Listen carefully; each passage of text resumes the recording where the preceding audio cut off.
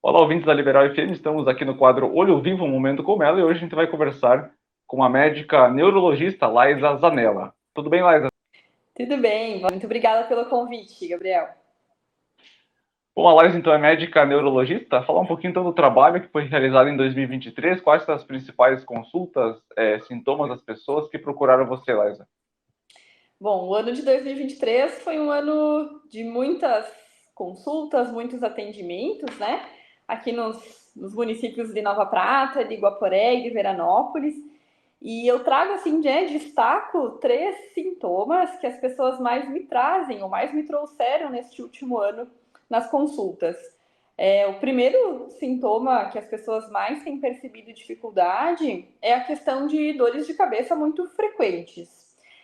O segundo sintoma mais comum em consultas são queixas de memória, né, Gabriel? Que tem crescido bastante, Uhum. tanto de pessoas com mais idade ou mesmo de pessoas mais jovens. Então, as pessoas têm percebido mais dificuldade de memória. E isso é um motivo pelo qual elas têm procurado, né, consultas comigo.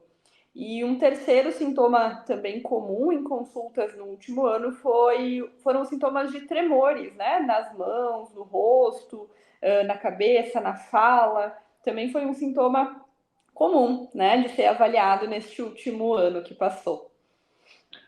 Essa questão do esquecimento de memória, você já citou aí que são pessoas mais velhas e mais novas. Costumeiramente, a gente costuma dizer, né, que quem perde a memória e tal tem a questão do Alzheimer.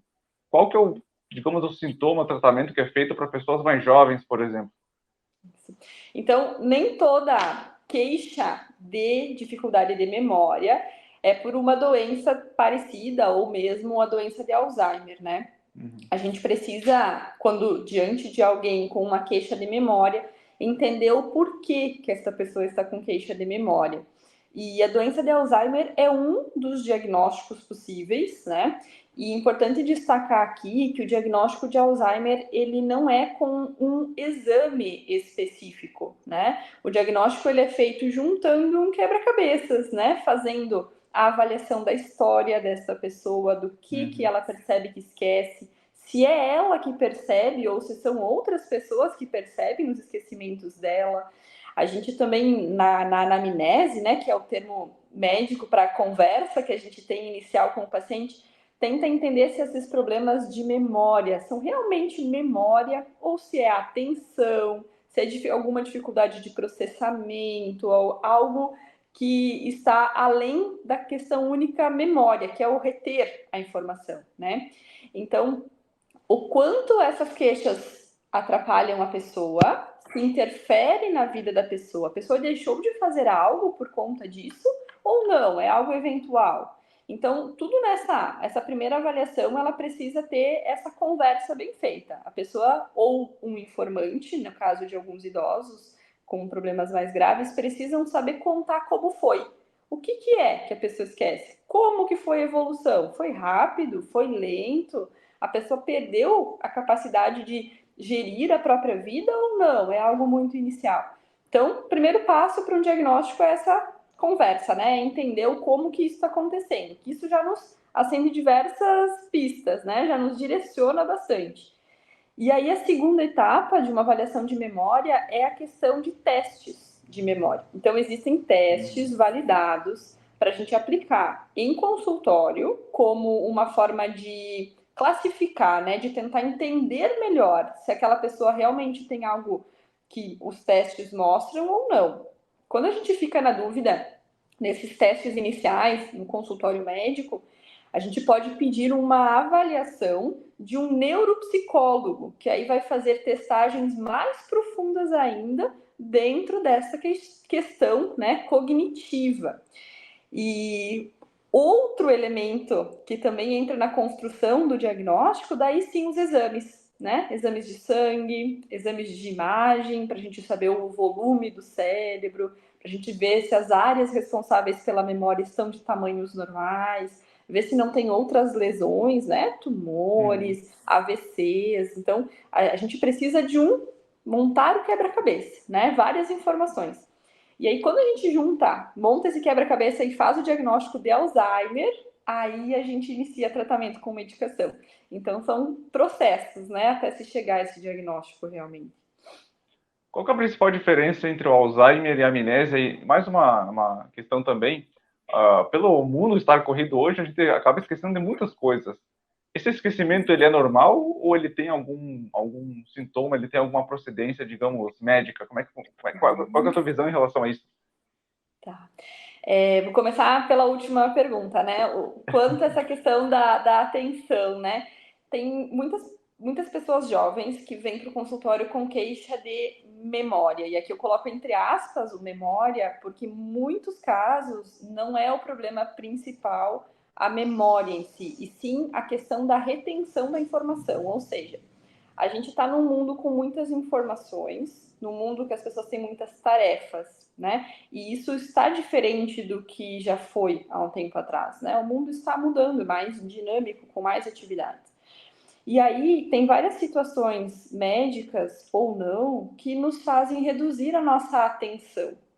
Então, existe, por exemplo, transtorno de déficit de atenção, que aí a pessoa não vai reter a informação, não porque o problema é a memória, mas sim porque ela não conseguiu prestar atenção, não conseguiu manter o foco, né, no que estava sendo analisado por ela. Outras questões que também confundem e podem simular problemas de memória é a questão de sintomas de depressão, de ansiedade. Isso dificulta o raciocínio, a nossa cognição ela fica afetada, né? Então é preciso excluir essas possibilidades. Muitas pessoas jovens não vão ter um diagnóstico de uma demência, que é uma doença, né? São algo mais grave neurológico, mas sim uma dificuldade de memória por conta de outras coisas. E essas outras coisas, elas são da vida muitas vezes, né? Então, deficiências de vitamina, por exemplo, a gente precisa dosar as vitaminas, né? A vitamina B12, eu ressalto aqui, é uma vitamina muito importante para o nosso raciocínio, para a nossa cognição. Então, todas as pessoas de todas as idades, né, precisam estar com os níveis de vitamina B12 bons para que o raciocínio e a memória estejam bons. Então, é preciso avaliar isso. Outra situação que é muito comum é as pessoas começarem com queixa de memória, Gabriel, e aí a gente vai conversar e a pessoa não dorme bem. Faz anos, tem uma insônia crônica. O nosso cérebro, para reter as informações, ele precisa do descanso, né? Precisa das fases do nosso sono. Então, o sono ele tem que estar bem.